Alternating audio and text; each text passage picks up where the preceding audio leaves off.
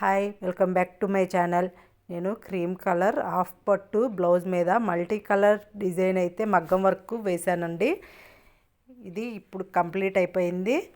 ఇంకా చేయాలి అనుకుంటే మనం హ్యాండ్కి కింద హ్యాంగింగ్స్ లాగా కూడా పెట్టుకోవచ్చు. నాకు ఇప్పటికే హెవీ అయింది అనిపించింది. ఈ గోపురం డిజైన్ అయితే కింద వరకు కుట్టొచ్చండి, కానీ కుట్లల్లోకి పోయిద్ది. అక్కడ వరకు కుడితే మనం బ్లౌజ్ కుట్టుకున్నాక బ్లౌజ్ పాడైపోయిద్దండి.